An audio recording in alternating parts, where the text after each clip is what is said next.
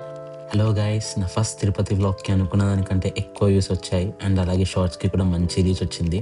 Thanks for supporting మీ. ఈ వ్లాగ్‌లో నా journey from Hyderabad to Germany and అలాగే జర్నీ రిలేటెడ్ ఇన్ఫో కూడా ప్రొవైడ్ చేస్తాను. ఎగ్జాక్ట్లీ సంక్రాంతి ఫెస్టివల్ రోజే నైట్ 9:20కి నా ఫ్లైట్ ఉండే. ఇంకా మార్నింగ్ నుంచి ఈవినింగ్ వరకు లగేజ్ అంతా ప్యాక్ చేసుకొని ఇంట్లో నుంచి బయలుదేరేసరికి ఈవినింగ్ 6 అయింది. ఇంకా మా ప్లేస్ నుండి ఎయిర్‌పోర్ట్‌కి 1 అవర్ పడుతుంది. సో అలా ఎయిర్‌పోర్ట్‌కి రీచ్ అయ్యేసరికి 7:10 అయింది. ఇంకా ఎయిర్‌పోర్ట్ లోపలికి ఎంటర్ అయ్యాను. ఇక్కడ చూసారు కదా, ఇవి ఎమిరేట్స్ కౌంటర్స్. నేను ఇక్కడ నా చెక్ ఇన్ లగేజ్ డ్రాప్ చేసి ఇంకా ఫర్దర్ ఇమిగ్రేషన్ చెక్ కోసం స్టార్ట్ అయ్యాను. నాకు ఈ లగేజ్ డ్రాప్ అయిన దగ్గర ఆల్మోస్ట్ 30 మినిట్స్ టైం పట్టింది. ఇంకా తర్వాత డైరెక్షన్స్ చూస్తూ ఇమిగ్రేషన్ చెక్ దగ్గరికి రీచ్ అయ్యాను. అలా రీచ్ అయ్యేసరికి 7:50 అయ్యింది. అక్కడికి వెళ్ళాక చూస్తే లైన్ చాలా పెద్దగా ఉండే, చూశారు కదా. ఇంకా నా ఇమిగ్రేషన్ చెక్ అయిపోయేసరికి ఆల్మోస్ట్ 1 అవర్ టైం పట్టింది. ఇంకా వెంటనే సెక్యూరిటీ చెక్ కంప్లీట్ చేసుకొని అలా బయటికి వచ్చేసరికి ఆల్మోస్ట్ టైం 9:15 అయింది. నేను అలా నా గేట్ దగ్గరికి రీచ్ అయ్యాక నాకు తెలిసిందే నా ఫ్లైట్ 15 మినిట్స్ డిలే అయిందని. సరే అని చెప్పి ఇంకొంచెం వెయిట్ చేశాక బోర్డింగ్ పాసెస్ చెక్ చేసి లోపలికి పంపించారు. నేను ఫస్ట్ టైం ఇండియాకి వచ్చినప్పుడు ఎయిర్ ఇండియా ఎయిర్లైన్స్ బుక్ చేసుకున్నా. ఎక్స్పీరియన్స్ అయితే చాలా వరస్ట్గా ఉండే. కానీ ఈసారి రావడం ఇంకా రిటర్న్ ఫ్లైట్ 2 ఎమిరేట్స్ బుక్ చేసుకున్న. ఎక్స్పీరియన్స్ అయితే బాగుండే. చూసారు కదా, ఇది బిజినెస్ క్లాస్. చూడడానికి చాలా బాగుంది కదా. అండ్ అలాగే ప్రైవసీ కూడా ఉంటుంది. ఇది ఎకనామిక్ క్లాస్. ఇంకా నేను మెల్లిగా నా సీట్ చూసుకొని సెటిల్ అయ్యాను. సెటిల్ అయ్యాక మూవీస్ చూద్దామని చెప్పి ఇంగ్లీష్ మూవీస్ స్క్రోల్ చేస్తూ ఉన్నాను. ఇంకా మెల్లిగా ఇండియన్ రీజనల్ ఓపెన్ చేసి మన తెలుగు మూవీస్ కోసం చూశాను. చూస్తే అన్నీ పాత మూవీసే ఉన్నాయి. సర్లే అని చెప్పి ఇంకా ఆ మూవీ ఈ మూవీ అని చెప్పి వెతికి వెతికి వెతికి పుష్ప 2 మూవీ పెట్టుకొని చూశాను. ఇంకా కొద్దిసేపటికి డిన్నర్ మెన్యూ వచ్చింది. వెజ్కి సబ్జీ పులావ్, ఇంకా నాన్ వెజ్కి కడాయి చికెన్ ఉండే. ఇది చూసారు కదా, నేనైతే సబ్జీ పులావ్ తీసుకున్నాను. పులావ్ అయితే పర్లేదు, బాగానే ఉండే. ఇంకా తిన్నాక ఓ నాప్ వేసాను. దుబాయ్లో దిగేసరికి మిడ్నైట్ 12:10 అలా అయింది.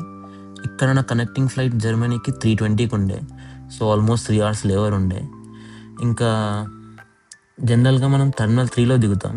నేను వచ్చేటప్పుడు టర్మినల్ 3లో దిగిన. ఇంకా కనెక్టింగ్ ఫ్లైట్ హైదరాబాద్కి నాకు టర్మినల్ 3లోనే ఉండే. బట్ ఈసారి ఎక్కడుందో చూద్దాం.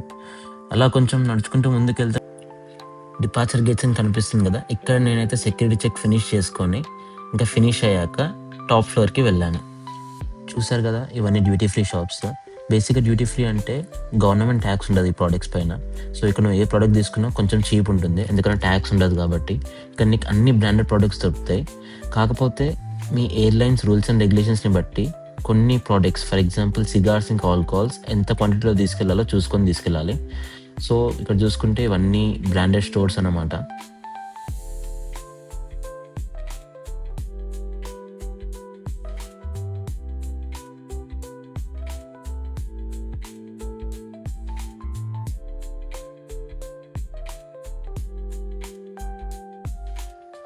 నా కనెక్టింగ్ ఫ్లైట్ బోర్డింగ్ పాస్ పైన నా గేట్ నెంబర్ లేకుండే.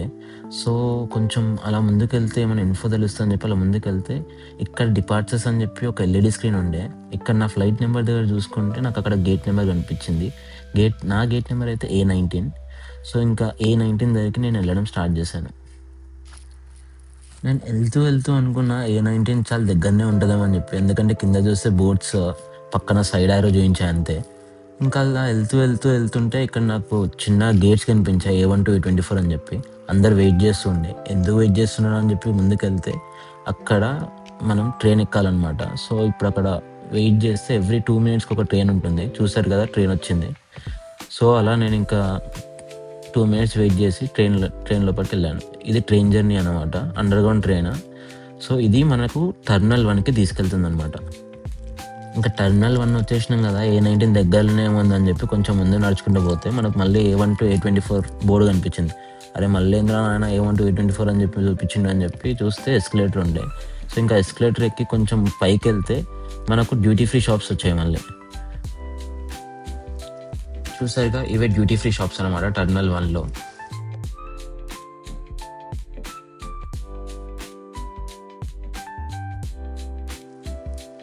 ఇంకా డ్యూటీ ఫ్రీ షాప్ చూసి అలా కొంచెం ముందుకు వెళ్ళాక నాకు అనిపించింది why Dubai is call one of the biggest airport అని చెప్పి.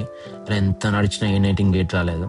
సో కొంచెం ముందుకు వెళ్ళినాక బోర్డ్స్ చూస్తే A20 A19 అని చెప్పి కనిపించింది. సో A19 దగ్గరికి వెళ్ళడానికి మళ్ళీ కిందికి వెళ్ళాలి ఎస్కలేటర్ తీసుకొని. సో అది అక్కడికి వెళ్ళే ముందు నేను మెక్డొనాల్డ్స్ దగ్గరికి వెళ్ళి కొంచెం తినేసి ఆ తర్వాత A19 గేట్ దగ్గరికి వెళ్ళిపోయినా. బోర్డింగ్ పాస్ చెకింగ్ అయిపోయినాక కిందికి వెళ్ళి షటిల్ బస్ ఎక్కిన. అది మన కనెక్టింగ్ ఫ్లైట్ దగ్గరికి తీసుకెళ్తుంది. సో బోర్డింగ్ పాస్ చెకింగ్ దగ్గర నా జనరల్గా ఎకనామీ ఉండే, సో అది ప్రీమియం ఎకనామీకి అప్గ్రేడ్ అయిందని చెప్పింది.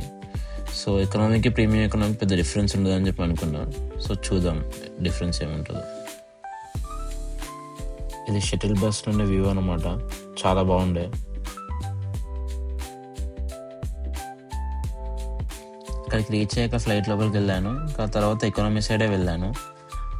సో నేను పెద్ద డిఫరెన్స్ ఉండదేమో అనుకున్నా, కానీ ఇది చూసారు కదా, ఇది ప్రీమియం ఎకనామీ అంట. ఓన్లీ ఫ్యూ సీట్స్ మాత్రమే ఉన్నాయి సపరేట్ సెక్షన్లో. అండ్ సీట్ కంఫర్ట్ అయితే చాలా బాగుండే, కైండ్ ఆఫ్ రెక్లైనర్ లాగా.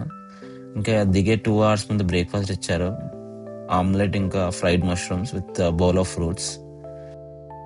సర్లే బోర్ కొడుతుంది కదా అని చెప్పి క్రియేటివిటీ యూజ్ చేసి ఏదో కొత్తగా చేద్దాం అనుకున్నా, కాకపోతే చాలా చెత్తగా వచ్చింది. సో ఇంకా మన వల్ల అవ్వదని చెప్పి సైలెంట్గా కూర్చున్నా. జర్మనీలో ల్యాండ్ అయ్యే టైంకి రెయిన్ ఆర్ స్నో ఉంటుంది అనుకున్నా, కానీ సర్ప్రైజింగ్లీ మంచి సన్ రైజ్ ఉండే. ఇంకా తర్వాత మెల్లిగా ఇమిగ్రేషన్ చెక్ చేసుకొని ఆ తర్వాత బ్యాగేజ్ క్లెయిమ్ దగ్గరికి వెళ్ళాను. ఇక్కడ చూసారు కదా, నా లగేజ్ రావడానికి ఆల్మోస్ట్ 1 hour పట్టింది. సో ఇక్కడే టైం అంతా వేస్ట్ అయింది. ఇంకా తర్వాత మెల్లిగా కిందికి వెళ్ళి షటిల్ బస్ కోసం వెయిట్ చేశాను. షటిల్ బస్ తీసుకొని ఇలా టెర్మినల్ 1 దగ్గరికి వస్తే ట్రైన్స్ ఆర్ బస్సెస్ ఎక్కొచ్చు అనమాట. సో ఇది RE ట్రైన్ అనమాట జర్మనీలో, ఇవి లోకల్ ట్రైన్స్ అంటారు. సో ఇక్కడ నుంచి నేను ఫ్రాంక్ఫర్ట్ మెయిన్ స్టేషన్కి రీచ్ అయ్యాను. సో ఇది ఫ్రాంక్ఫర్ట్ మెయిన్ స్టేషన్. ఇక్కడ నుంచి నేను హ్యానోవర్కి వెళ్ళాలి. ఈ ఫ్రాంక్ఫర్ట్ మెయిన్ స్టేషన్ నుండి నేను 3 trains చేంజ్ అవ్వాలి హ్యానోవర్కి వెళ్ళాలి అంటే. సో ఇది ఫస్ట్ ట్రైన్ అనమాట. సో ఇలా ఇంకా 2 trains చేంజ్ అయితే హ్యానోవర్ రీచ్ అవుతాం అన్నమాట. ఇలా RE ట్రైన్స్ కాకుండా ICE ట్రైన్స్ అని చెప్పి కూడా ఉంటాయి. అవి లాంగ్ డిస్టెన్స్ ట్రైన్స్. సో ఎక్కువ స్టాప్స్ ఉన్నాయి. అవి తీసుకుంటే 6 hours వెళ్ళాల్సింది 3 hours వెళ్ళిపోతాం హ్యానోవర్కి. కానీ అది ఎందుకో కాస్ట్లీగా ఉండే, సో నేను ప్రిఫర్ చేశాను. సో అలా ఇంకా నేను హ్యానోవర్ రీచ్ అయ్యేసరికి ఈవినింగ్ 5 అయ్యింది నాకు. ఎప్పుడైనా ఇండియా నుండి అబ్రాడ్కి వస్తే ద మోస్ట్ ఇంట్రెస్టింగ్ పార్ట్ ఏదైనా ఉంటుందా అంటే అది లగేజ్ అండ్ ప్యాకింగ్.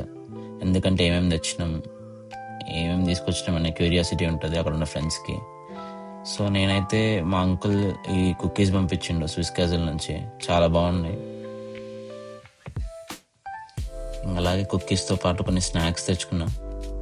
స్నాక్స్తో పాటు మా ఫ్రెండ్ కొన్ని బిస్కెట్స్ తెమ్మన్నాడు. స్నాక్స్తో పాటు మోస్ట్ ఇంపార్టెంట్ మెడిసిన్స్. సో ఇక్కడ దొరికని మెడిసిన్స్ ఏమైనా ఉంటే, ఓన్లీ ఇండియాలో దొరికేటివి ఏమైనా ఉంటే తెచ్చుకోవడం చాలా బెటర్, ఎందుకంటే చాలా ప్రాబ్లం అవుతుంది తర్వాత.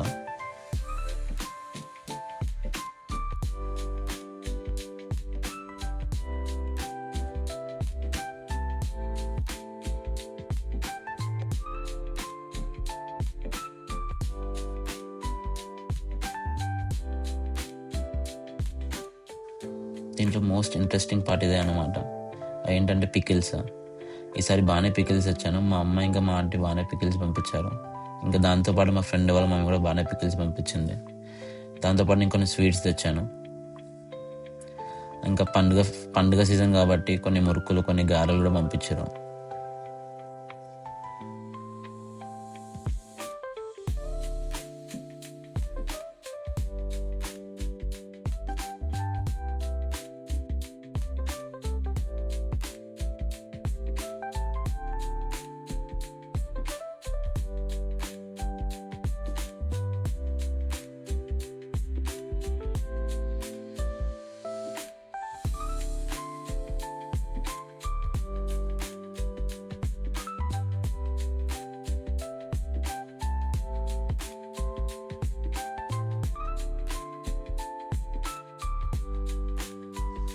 ఇలాంటి వీడియోస్ ఇంకా కావాలి అనుకుంటే, అలాగే దీంతో పాటు ఎంటర్టైన్మెంట్ వీడియోస్ కూడా కావాలి అనుకుంటే, please support my channel. With your like, share and subscribe. మీరు చేస్తారు, నాకు తెలుసు. ఇంకేంటి మరి, నెక్స్ట్ వీడియోలో కలుద్దాం. బాయ్.